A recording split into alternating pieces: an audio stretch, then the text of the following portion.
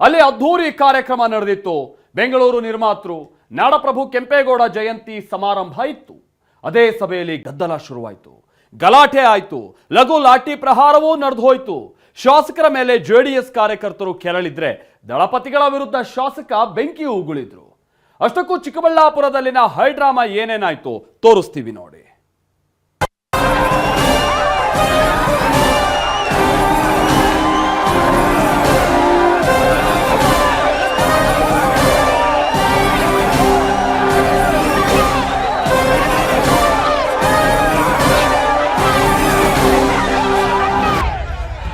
Kalyan cinema style ಅಲ್ಲೇ mannerism ತೋರಿಸೋದೇನು, ಕಾರಿನ roof top ನಲ್ಲಿ ನಿಂತು ತೋಳು ತಟ್ಟೋದೇನು. ಶಾಸಕ ಪ್ರದೀಪ್ ಈಶ್ವರ್ ಮೀಸೆ ತಿರುವಿ ಸವಾಲ್ ಹಾಕ್ತಿದ್ದಂತೆ ಚಪ್ಪಲಿಗಳು ತೂರಿ ಬಂದಿವೆ. ಚಿಕ್ಕಬಳ್ಳಾಪುರದಲ್ಲಿ ನಾಡಪ್ರಭು ಕೆಂಪೇಗೌಡ ಜಯಂತಿಯಲ್ಲೇ ರಣರಂಗ ಸೃಷ್ಟಿಯಾಗಿತ್ತು. ದೊಡ್ಡ ಹೈ ಡ್ರಾಮವೇ ನಡೆದು ಹೋಯಿತು.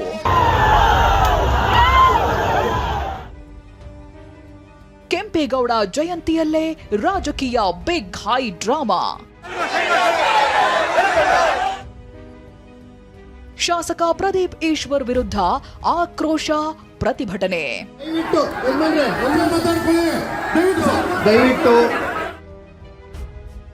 ಎಸ್ಟಿಕೆ ಬೆಂಬಲಿಗರಿಂದ ಗಲಾಟೆ ಎಂದು ಪ್ರದೀಪ್ ಕೆಂಡ. ಚಿಕ್ಕಬಳ್ಳಾಪುರ ನಗರದ ಕನ್ನಡ ಭವನದಲ್ಲಿ ಇಂದು ಅದ್ಧೂರಿಯಾಗಿ ಕೆಂಪೇಗೌಡ ಜಯಂತಿ ನಡೆದಿತ್ತು. ಜಿಲ್ಲಾಡಳಿತ ಆಯೋಜಿಸಿದ್ದ ಕಾರ್ಯಕ್ರಮದಲ್ಲಿ ಶಾಸಕ ಪ್ರದೀಪ್ ಈಶ್ವರ್ ಕೂಡ ಭಾಗಿಯಾಗಿದ್ರು.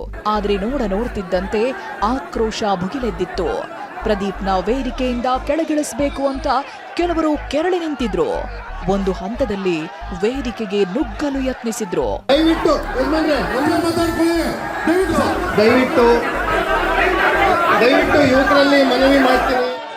ಅಷ್ಟಕ್ಕೂ ಜನ ಹೀಗೆ ಕೆರಳೋಕೆ ಕಾರಣವೇ ಪ್ರದೀಪ್ ಈಶ್ವರ್ ಆಡಿರೋ ಮಾತುಗಳು. ಬಿಡದಿ ಟೌನ್ಶಿಪ್ ಸಂಬಂಧ ಎಚ್ಡಿಕೆ ವಿರುದ್ಧ ಕೆರಳಿದ್ದ ಪ್ರದೀಪ್ ಕುಮಾರಸ್ವಾಮಿ ಬಳಿ ದುಬಾರಿ ವಾಚ್ಗಳು ಇವೆ ಅಂತೆಲ್ಲ ವಾಗ್ದಾಳಿ ನಡೆಸಿದ್ರು. ನೀವು ಕೈಯಲ್ಲಿ ಕಟ್ಟೋ ವಾಚು 85 ವಾಚು, ಅದರ ಕಾಸ್ಟೇ ಹತ್ತತ್ರ 15-20 ಕೋಟಿ ಆಗತ್ತೆ ಕುಮಾರಣ್ಣ. ಪಾಪ ನಮ್ಮ ಬಿಡದಿ ರೈತರೆಲ್ಲ ನೀವೇನೋ ಪಂಚೆ ವೈಟ್ ಅಂಡ್ ವೈಟ್ ಕಟ್ಕೊಂಡು ರೈತರ ಮಕ್ಕಳು ಅನ್ಕೊಂಡಿದ್ದಾರೆ. ನಾನು ರೈತರಿಗೆ ಹೇಳ್ತಾ ಇದ್ದೀನಿ, ಕುಮಾರಣ್ಣನ ಪಂಚೆ ಒಂದೇ ಸಿಂಪಲ್ಲು, ಇನ್ನೆಲ್ಲ ಕಾಸ್ಟ್ಲಿ. ಸ್ವಲ್ಪ ಒಂಚೂರು ನೋಡಿ ಯಾವ ವಾಚು ಅಂತೇಳಿ, ಏನೋ 75 ಲಕ್ಷದೋ 80 ಲಕ್ಷದೋ ಅಂತ. ಇಲ್ಲಿ ಅಂಬೇಡ್ಕರ್ ಅವರ ಚಿತ್ರ ಇರತಕ್ಕಂಥ ವಾಚ್ ಇದು, HMT ವಾಚ್. ಬಂದು ಯಾರನ್ನಾದ್ರೂ ಕಳಿಸ್ಬಿಟ್ಟು ಇವರು ಎಂಥದ್ದು SIT ಇಟ್ಕೊಂಡವ್ರಲ್ಲ, ಚೆಕ್ ಮಾಡಿ ತಗೊಂಡು ಹೋಗಿ ಕೇಳಿ. ಇದೇ ಮಾತಿಂದ ಕೆರಳಿದ ಗುಂಪು ಒಕ್ಕಲಿಗ ನಾಯಕನ ವಿರುದ್ಧ ಮಾತನಾಡಿರೋ ಪ್ರದೀಪ್ ಕೆಂಪೇಗೌಡ ಜಯಂತಿಯಲ್ಲಿ ಇರಬಾರ್ದು ಅಂತ ಆಕ್ರೋಶ ಹೊರಹಾಕಿದ್ರು.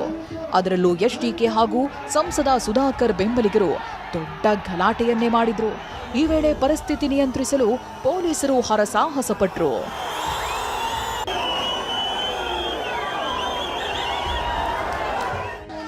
ಹೀಗೆ ಗಲಾಟೆ ತೀವ್ರವಾಗ್ತಿದ್ದಂತೆ ಪೊಲೀಸರು ಲಘು ಲಾಠಿ ಪ್ರಹಾರ ನಡೆಸಿ ಯುವಕರನ್ನ ಚದುರಿಸಿದ್ರು.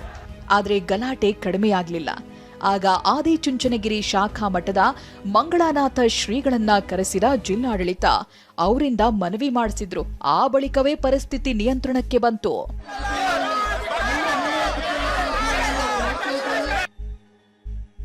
ಕಾಂಗ್ರೆಸ್ ಕಾರ್ಯಕರ್ತರಿಂದ ಪ್ರದೀಪ್ಗೆ ಜೈಕಾರ. ಗಲಾಟೆ ಮುಗಿದು ಹೋಯ್ತು ಅನ್ನೋವಾಗ್ಲೇ ಕಾಂಗ್ರೆಸ್ ಕಾರ್ಯಕರ್ತರು ಪ್ರದೀಪ್ ಪರ ಜೈಕಾರ ಹಾಕಿದ್ರು. ಆಗ ಸುಧಾಕರ್ ಎಚ್ಡಿಕೆ ಬೆಂಬಲಿಗರು ಪ್ರದೀಪ್ ಹುಚ್ಚ ಅಂದ್ರು. ಹೀಗಾಗಿ ಗಲಾಟೆ ಮತ್ತೆ ತೀವ್ರವಾಗಿತ್ತು. ಪ್ರದೀಪ್ ಭಾಷಣಕ್ಕೆ ಜೆಡಿಎಸ್ ಕಾರ್ಯಕರ್ತರು ಅಡ್ಡಿಪಡಿಸಿದ್ರು. ಇಷ್ಟೆಲ್ಲ ಆದ್ಮೇಲೆ ಸಭೆಯಿಂದ ಹೊರಗೆ ಬಂದ ಪ್ರದೀಪ್ ಕಾರಿನ ರೂಫ್ ಟಾಪ್ ನಲ್ಲಿ ನಿಂತು ಮೀಸೆ ತಿರುವಿದ್ರು. ತೋಳು ತಟ್ಟಿ ಕುಸ್ತಿಗೆ ರೆಡಿ ಅನ್ನೋ ಸಂದೇಶ ರವಾನಿಸಿದ್ರು.